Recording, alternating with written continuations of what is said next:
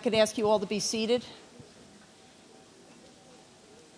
First of all, welcome again to Spotlight Health. I hope you all enjoyed our kickoff festivities last night, got plenty of rest, started conversations and thinking, and we're going to do a lot more of that beginning this morning and the rest of today. Let me first introduce myself. I am Ruth Katz, Director of the Health, Medicine, and Society program here at the Aspen Institute. And it's my great honor this morning to introduce Risa Lavizzo-Mourey, President and CEO of the Robert Wood Johnson Foundation, who will be speaking to us about building a culture of health in America.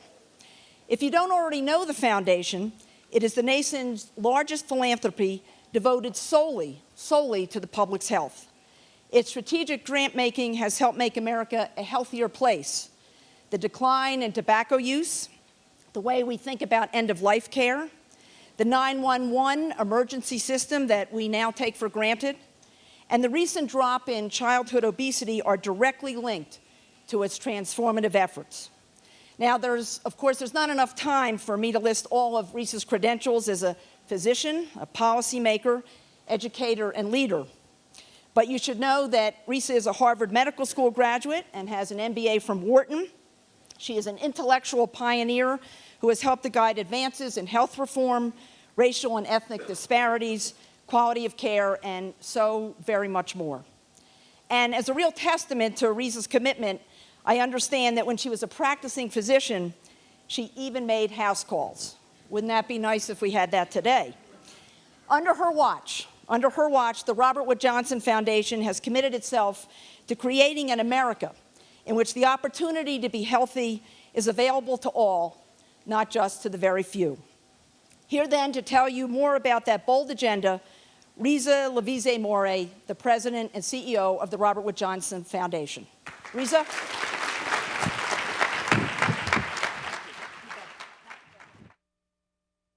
All right. Well, thank you, Ruth, for that wonderful introduction, and good morning. Yeah. It's great to see so many of you up and eager, ready to give fresh air to some fresh thoughts about health. Because, you know, health is the backbone of personal fulfillment. It's the bedrock of prosperity. And that's why I want to talk to you this morning about building a culture of health in America. Now, by that I mean shifting the values and actions so that everything we do is building health.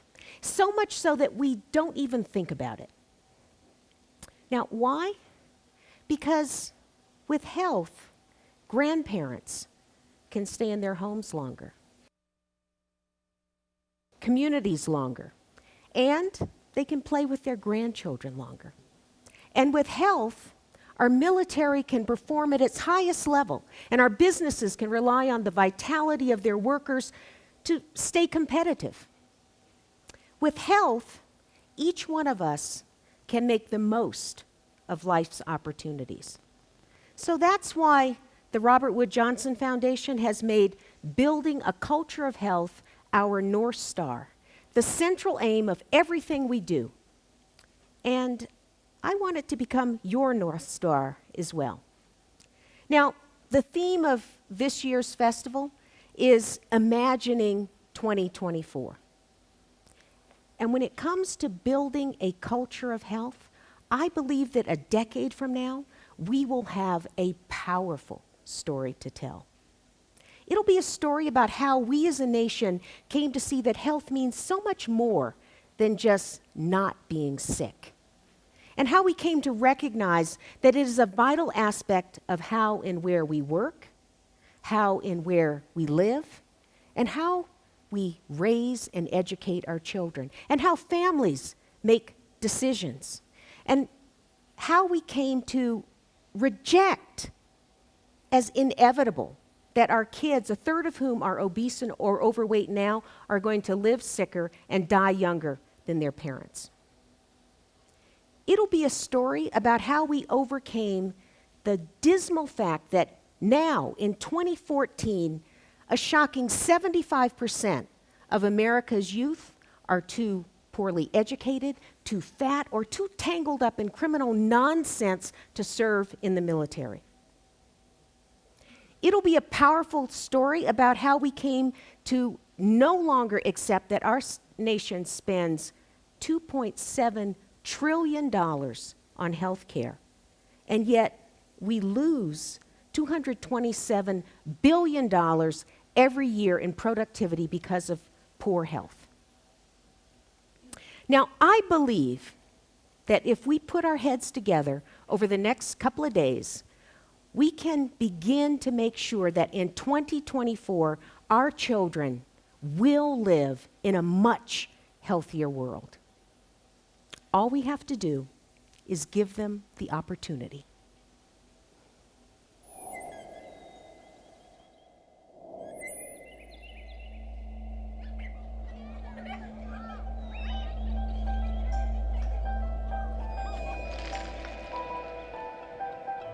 We spend more on healthcare than any other nation on earth.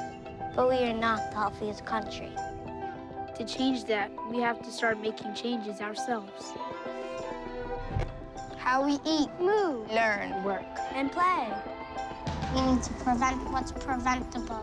Cure what's curable. And care for those around us. We need to understand that every county, city, neighborhood, school, workplace, and home matter. Every community needs the building blocks To give every one of us a chance to make healthy choices. so we can all share in a culture of health. Culture of health. A healthier America is within our reach. Just give us the opportunity. Just give us the opportunity. Opportunity.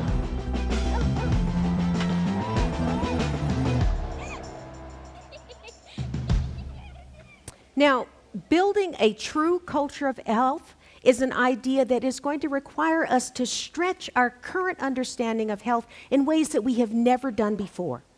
It's a view that respects the American mosaic of diversity, our many different backgrounds, our family and ethnic traditions, and the right for health to mean different things to different people. But at the same time, it is a view that provides all of us with the opportunity to pursue health equally, no matter what our background is or our heritage. So imagine a society where promoting health is actually as important as treating disease. Imagine everyone being able to get high-quality care when, where, and how they need it. Imagine doctors who openly share their medical notes with patients and then honestly discuss price and the value of treatments in a way that helps patients actually get well and saves money. Picture our cities and towns and neighborhoods making sure that the health of all of our children is a matter of fact, not a matter of chance. And think about knowing that our employers, our mayors, our educators, our families are actually working together to give everyone the tools and opportunities to make responsible choices. It's a bold idea. It's an idea of creating a society that not only believes, but insists that every person, no matter who they are, has the chance to lead a healthy life. Now, the thing is, I believe that this sort of America is actually possible. And in fact, I believe it's ours for the making. And in the year 2024, we will be well on our way to achieving it. Now, at this point, some of you are thinking, I'm probably a little naive, or maybe the mountain air has scrambled my brain a little bit. The bubble over your head is saying, nice fairy tale, but what about all the harsh realities? Because currently our nation's health and healthcare system aren't exactly badges of pride. We have too many Americans who are coping with avoidable chronic illness, and every day there are tens of thousands of hospitalizations that just don't need to happen. We still have heart disease and cancer and stroke that account for 50% of our deaths in the country each year. And where you live affects your health. It affects your health so much that the zip code at birth may be as important as your genetic code in predicting how well and how long you live. Let me just give you a couple of examples. This is a slide of the DC Metro map. And if you see the red line, babies born out there in the suburbs live to be 84 years old. But if you happen to be born in downtown DC, your life expectancy is shorter. In fact, it's 7 years shorter. And New Orleans is even worse. A person living in Lakeview can expect to live 25 years longer than someone living in Iberville, just 6 miles away. So, needless to say, these are not exactly hallmarks of a culture of health. And when it comes to our youngest children, research tells us that critical learning takes place from birth until 3 years old. And yet, in most states, our kids can't get public schooling until they're 5 years old. And for far too many of our kids, they continue to be exposed to the everyday trauma of extreme poverty, food insecurity, family violence, and substance abuse. These are the kinds of toxic stresses that affect their mental as well as their physical development. In addition, we know painfully that under our current healthcare system, the quality, cost, and patient experience for far too many Americans is frankly disparate, disorganized, and sometimes just dismissive. So these are the harsh realities, and we will not achieve a culture of health if we continue down this path. But my hope is that we'll discuss and develop ideas right here in Aspen that will lead us down a different road, one that will allow us to join forces and begin understanding all of these challenges that I've just mentioned and many more. But that can only happen if we experience a fundamental change in our perspective of what actually constitutes health. We have to experience a kind of light bulb moment, a moment of recognition when we see how all of these very serious and complicated and different issues actually are intrinsically connected in a way that we can make a difference. So let me tell you about my own light bulb moment. I trained as a physician, as you heard, at Harvard, and during that time we rotated through a hospital in West Roxbury, and that's where I met a patient that will forever, in my mind, be Patient Ruth. Not this patient Ruth, but a different patient Ruth.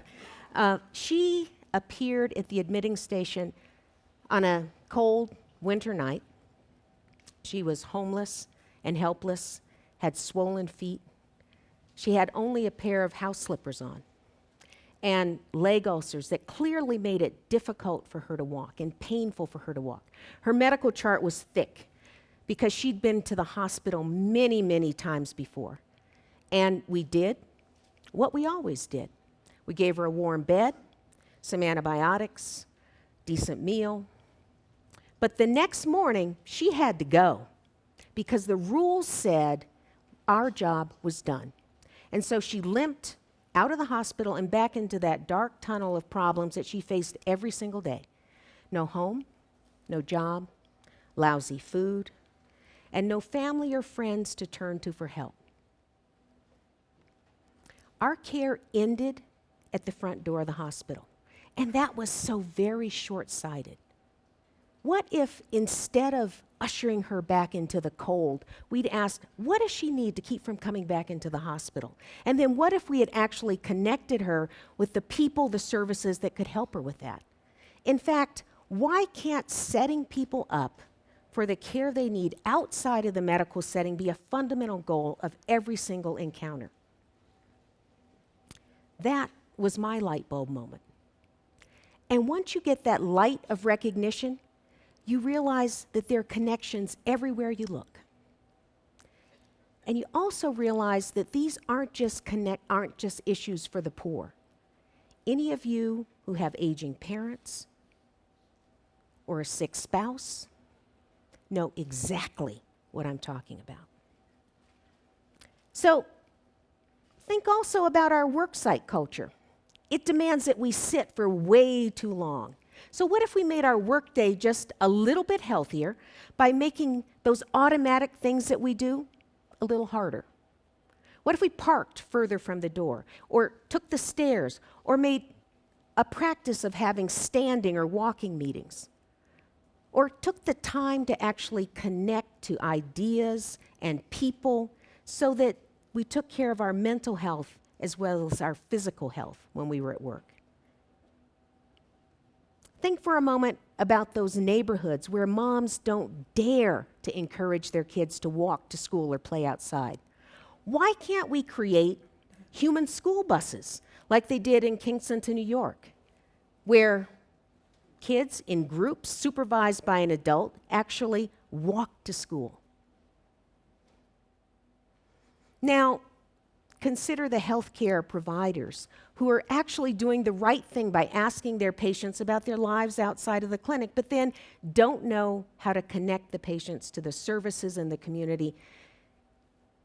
And what about the family that knows it's important to give intellectual stimulation to their toddlers, but is in the dark about where to start? Why can't pediatricians write prescriptions for them to read The Cat in the Hat or any other wonderful book every night? And if you noticed, the American Academy of Pediatrics is doing just that. So when the light bulb clicks, we see how deeply intertwined all of these forces are, and you understand the prophetic role that they play in our entire nation's health. Now, I know that sometimes you feel like these light bulb moments leave us with the thought that they're just too many puzzle pieces and we can't fit them all together. But as I look out here, I know that you wouldn't be here if you didn't believe that even the most challenging puzzles can be solved if we combine skill and will.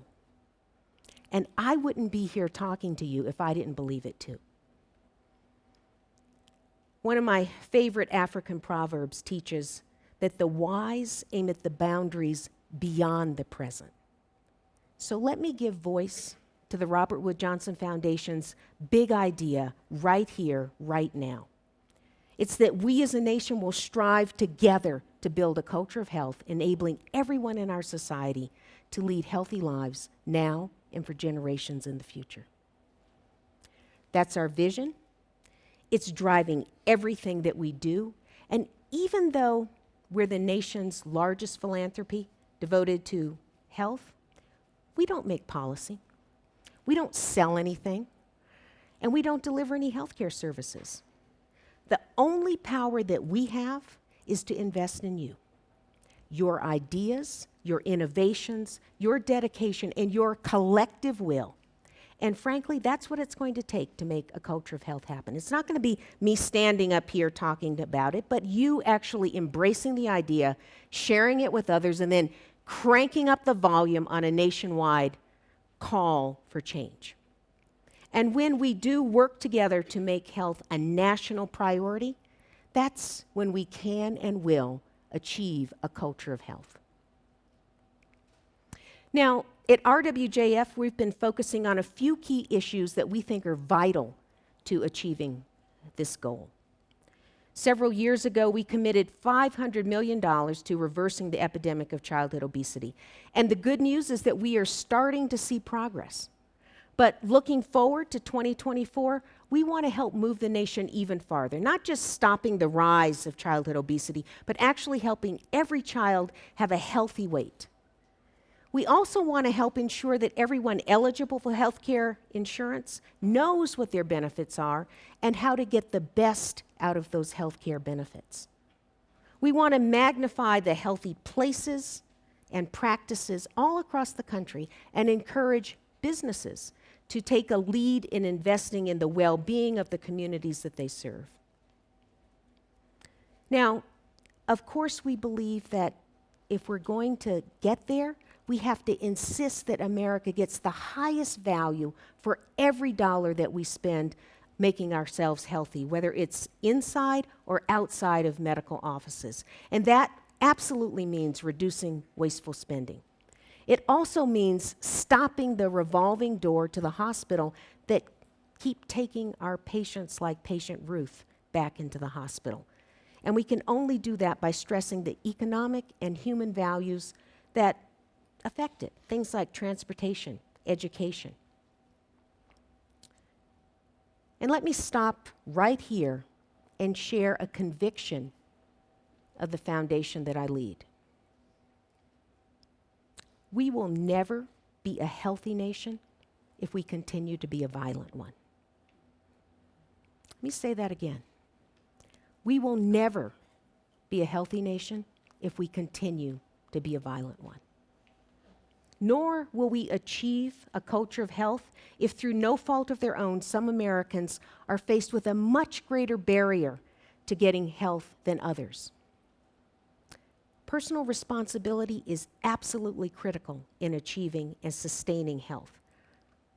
But the reality is that 1 in 5 Americans live in neighborhoods where there are limited job opportunities, where there's poor quality housing, where there's pollution and unhealthy food options, and that means that the deck is stacked against them from the beginning. The idea of building a culture of health cannot and will not flourish unless we create an opportunity for everyone to have health. Now, I know that addressing these things is not going to be easy. In fact, it's going to be hard. But we aren't going to have a comprehensive culture of health if we continue to tinker around the edges. And that's why I'm here. And I know that that's why you're here too. You're not about tinkering around the edges. You're about being bold, about drawing new maps, and then about creating a swell of voices demanding change. If we're going to make this kind of a seismic shift, we have to have a different way of talking about health, and it's got to come from the ground up. We have to change our expectations as a nation, and we have to recalibrate our behavior as individuals so that our children and our children's children will find it hard to believe that there ever was a time when America didn't consider health one of its most important values. Now, America prides itself in being a land of opportunity, and health is what makes those opportunities possible. So, why do I think a shift of this magnitude is possible? Because it's happened before. And every time it's happened, it's grown from an idea. Think back to 1970 when Earth Day started. Recycling wasn't a part of our vocabulary, much less a part of our daily activity. But people began asking, why are we choking our land and oceans with plastic and glass and paper that we could collect and repurpose? And then they insisted on a change. And today we automatically recycle paper and glass, and we do it because we made it easy. We have recycling containers everywhere, stores, sidewalks, offices, and most of us feel guilty if we accidentally throw a bottle into the same container with the coffee grounds. I do. I did earlier this morning when I did it. I picked it up and took it out. A shift also happened when we invented 911. Believe it or not, there was a time when there was not a single number that we could call in an emergency. And people who were injured on our highways fared more poorly than soldiers on the battlefield. They didn't get first aid, and when they got to the hospital, the doctors and nurses didn't have any clue that they were coming. But all of that changed when someone came up with the idea of a single universal number and then connecting the first responders to the medical workers in the hospital.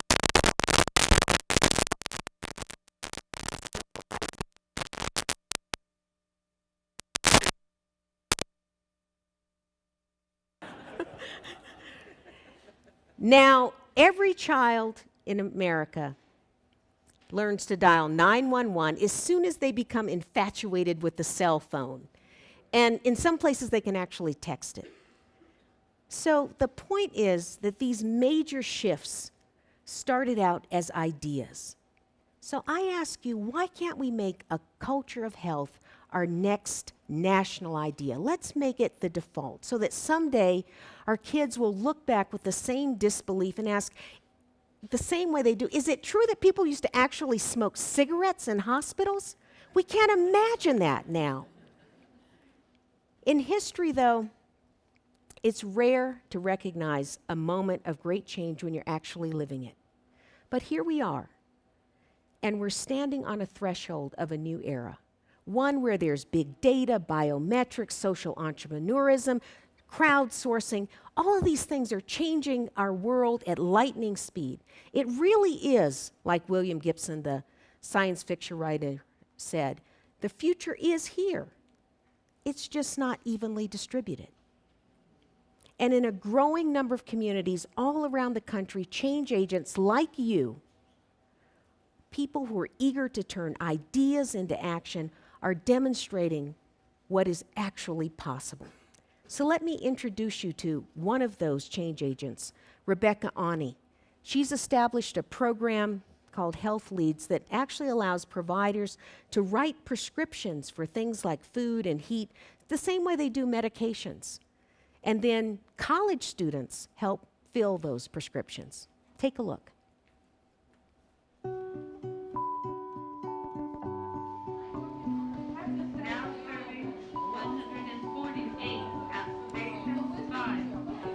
In clinics across the country, doctors are prescribing antibiotics to families who have no food at home or who are living in a car. How do we redefine health care in this country to be able to address the factors that we know have the greatest impact on health? Health Leads enable physicians to prescribe basic resources that will have an impact on the health of the patient. So we just need some assistance with job information and job searching. Sure. The ability to translate the doctor's advice into action is the key determinant in whether that patient becomes healthy. And there's college students hungry to do something important. Could we tap this new workforce, connecting patients out to the resources that they need to be healthy? And is there anything else other than employment that you need to deal with right now? I'm trying to get affordable housing to get. If we can shift to a healthcare system where every time the patient comes in, whether they have food at home, whether they have safe housing, is part of the care delivery, we can change the whole healthcare system. So as you can see, what this program does is it helps us care for individuals in a way that sets them up so that they can get and stay healthy. And that's something that we all should be aiming for. Let me tell you a story about Reverend Michael Miner. He heads a congregation in Hernando, Mississippi. And not that long ago, he had the crazy idea that he would ban fried chicken from church suppers. Yeah. Because he was sick and tired of conducting funerals for people dying of preventable illness. Now, any of you who have spent time in the Deep South, you know that fried chicken is a tradition at church suppers, and it's been that way for generations. But Reverend Miner wanted to lead his flock down a new path. And not only did his church suppers now have healthy foods, but they also have a walking trail around the church. And the members of the congregation are ambassadors for health, spreading good news about good health throughout their county. The point is, we have lots of people who are spreading good news. And I want to tell you about another one, Jill Violet. She's the founder of Playworks. That's a program that provides schools with structured play at recess so that kids can get physically active, but even more importantly, they can learn how to settle their disputes peacefully on the playground. And that means they don't bully. So take a look at this video.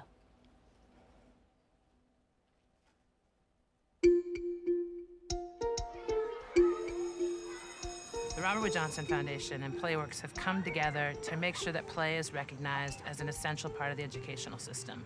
And we're doing that by maximizing the return on recess. Currently, we're in 25 cities across the country. We're serving 260 schools this year full-time. That's over 150,000 kids every day that are getting this amazing recess, making schools places where learning's happening and where kids are physically active. One of the ways we measure our impact is through recovered class time. Each classroom saved about 18 hours of instructional time that they didn't lose dealing with fights that happened on the schoolyard. Both teachers and kids and the families report that Playworks schools are places that feel alive and vibrant, where real learning is happening. Our commitment is to ultimately go to 27 cities, bringing Playworks to 650 schools and really changing the conversation about play across the country. You ready to play and have fun? Looks like fun to me. And actually, Playworks is going to be on campus. They're going to be here. They're going to be at Anderson Park. So find them. Try it. I think you'll have a good time. None of these people that I've told you about were radical outliers. They didn't have millions of dollars when they started this work. The only special standing that they had was that they had a good idea and the courage to question the status quo. And then they took that and convinced others to question the status quo as well. Now, in Nebraska, there's a company that's also questioning the status quo. It's called Lincoln Industries. Let me just tell you a little bit about it. They wondered why worksite wellness programs had to be so half-hearted and anemic. It's a mid-sized company. They actually produce metallic finishes, high-quality metallic finishes for trucks and motorcycles and boats. It's a really macho kind of company. But the culture of the company stresses caring for its workers, not only for their physical needs, but their emotional health. They have an on-site medical clinic, a gym, but they also provide coaching for stress management and diabetes control and pregnancy education. They offer their workers a 10-week course in how to set career, financial, and emotional goals. And every year, a group of employees comes with their CEO on a expedition, a trek, all expenses paid. And in fact, last year, they summited Mike Elbert, which is actually the tallest peak here in Colorado, about 40 miles away. So if you want to take a break and have a really good hike, go ahead. It's really one heck of a climb. Out in the middle of the country, in Oklahoma, a state dared to question the status quo as well. They asked why so many of their kids were living under the shadow of statistics that show that our most vulnerable children, if they don't get intervention, are 25% more likely to drop out of school, 40% more likely to become teen parents, and 70% more likely to be arrested for a violent crime. And they decided to take on those statistics by establishing universal pre-K that provides free schooling to all children from 3 years old on. The program has become so popular that even though Oklahoma is one of the most tax-conservative states in the country, they routinely reestablish this public funding, and it's voted on by Republicans and Democrats alike. It's an example of how a powerful idea can link people across the aisles. The truth is, there's no single way to cultivate a culture of health. Your community is going to build a culture of health the way it served best, and that's the way it should be. So last year, the Robert Wood Johnson Foundation had the idea of introducing a prize to honor and highlight communities that have placed the priority of their citizens and the health of their citizens foremost. And in each of these places, ordinary people are driving the change. They've got help from business, they've got help from organizations and government, but they've formed powerful partnerships because they care about their neighbors. And they've made a deep commitment to stick with it until they see success. And I'm talking about places that are as economically and geographically different as New Orleans and Santa Cruz, California. And just a little later today, we're going to be awarding 6 prizes to the 2014 Culture of Health communities as part of the Ideas Festival. So I hope you'll come and see these folks. They're the people that have convinced me that we can and will create a culture of health that stretches from California to Maine. And I really do think that they will inspire you too and help you turn your ideas into sustainable change. building a culture of health is going to take all of us working together towards a common goal. It's going to require new partnerships. It's going to require us to stand on the shoulders of others and turn small victories into national successes. We can do it if we spotlight and support those initiatives that are working and then learn from those that aren't. I don't think this is going to be easy. In fact, I know it's going to be hard. But if we can combine passion and purpose, we can forever expand what it means to be healthy and to raise the level of health to the nation's level and to the level that we deserve in this great nation. Now, I can't wait to hear how you are going to put it into action. Because when I imagine 2024, I see a nation of deeply committed people moving towards a society where everyone is able to be healthy. And when we get there, we will indeed have a very powerful story to tell. And it's a story that we can all start writing today. Thank you.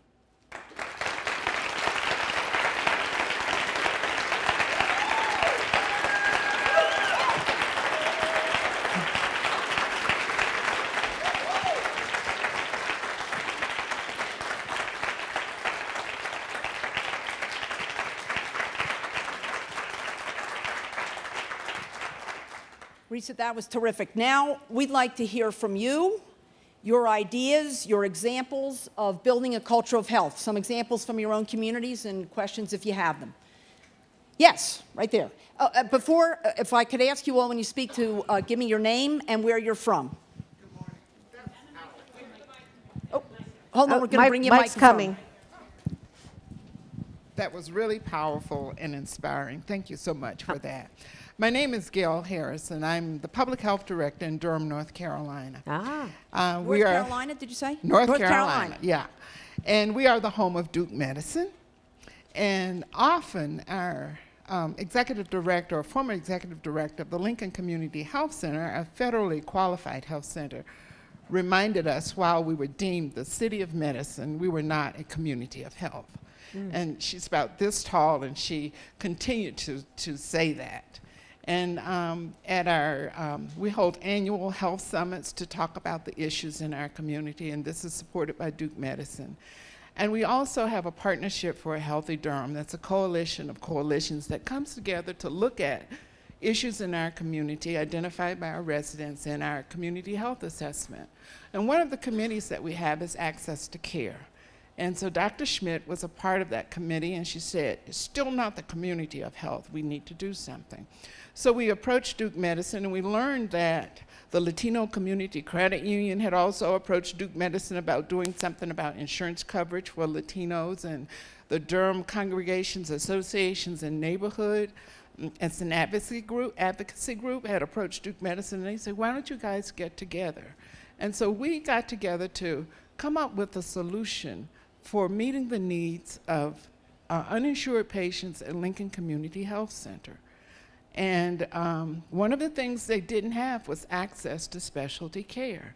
The primary care providers were serving probably 35 to 40,000 individuals. 80% were uninsured, 78% had incomes at or below 100% of the federal poverty guideline, not a business model for success. So when they needed specialty care, the answer was bring $300 to see a specialist at Duke. That couldn't happen. So we put together several ideas and invited 50 leaders from the business sector, the healthcare sector, the governmental sector, insurance companies to say, we have a problem and we need to solve this in our community. This is totally unacceptable. So we presented them with ideas. We started with a $100 million a year insurance product. We knew that wouldn't go over. So what happened is the chancellor of the health system says, let's do Project Access. That was one of the models on the table. So what we have now is over 700 community providers volunteering their services, seeing more than 4,300 patients with specialty care, freeing up Lincoln Community Health Center's panel so they can see regular acute needs. And in 6 years, we've created services valuing $14 million for That's uninsured terrific. patients. That's great. It's incredible. What I love about Anybody else got an example? Yes, sir. Name and where you're from?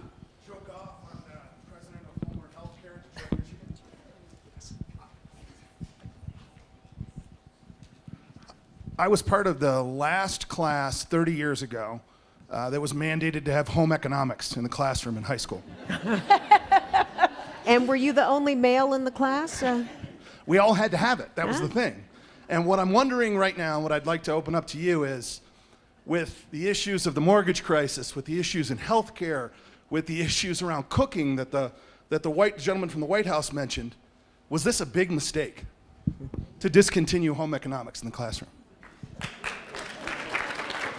I think you're getting some affirmation there. I think if we're going to have we need to understand what it takes to be healthy.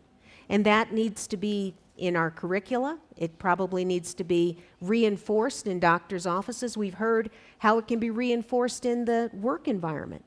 The point is, I think it's probably not going to just be one avenue. Home economics is one, but there's many different ways that we can make sure that that information is available to people and then reinforced with communities that have access to those kinds of healthy foods and options that allow you to practice what you learn in home economics or at the workplace where you learn new skills. It's a great idea. I almost didn't graduate from 8th grade because I flunked home economics. There you go. I think we've got time for 2 more back there. Wait for the microphone if you.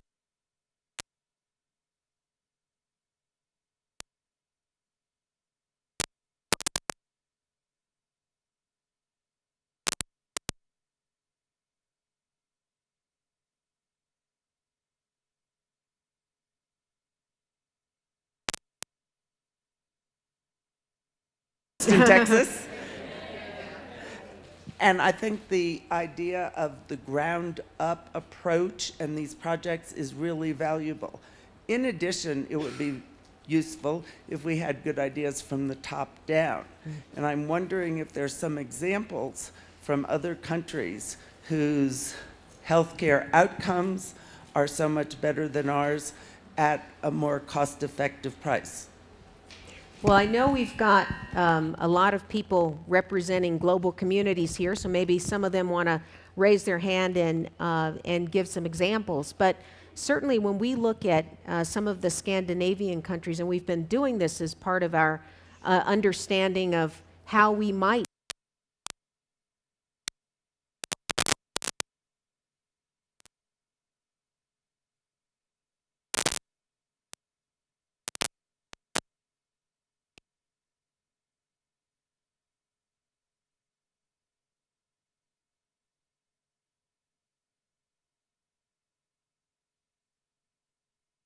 social determinants of health. In fact, we sometimes see that when we study the amounts of resources that are invested in some of the social determinants in particularly Northern European countries compared to our country, they invest much more in the social determinants of health, and we invest much more in health care.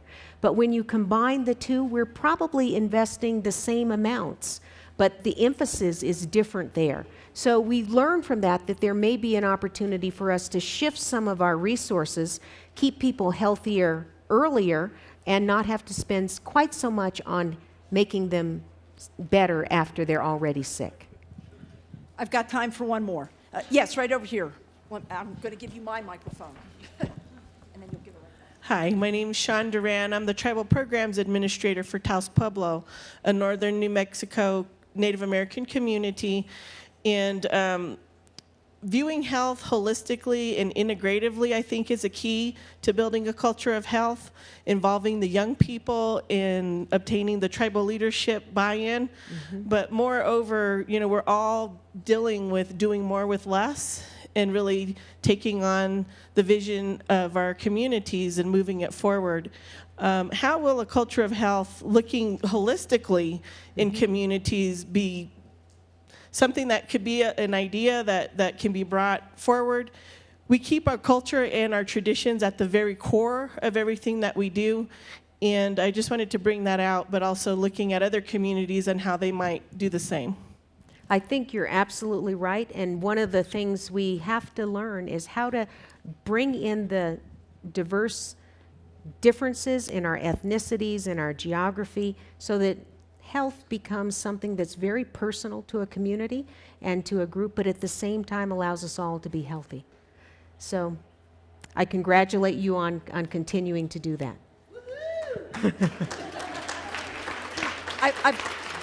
I've got to get you to your next session, but Risa, any closing thoughts, comments? It's clear that this group understands what it's going to take to build a culture of health, and I just would remind you that it's going to take all of us working towards a central goal and understanding that health really does matter. Whether you're a policymaker, a family member, it matters because it will help us all be healthy, and it will give purpose to us, purpose that builds on politics, not so much as it does on getting people actually healthy. So whether you're a parent, an entrepreneur, an elected official, remember, health matters. Let's get out there and do it. Thank you.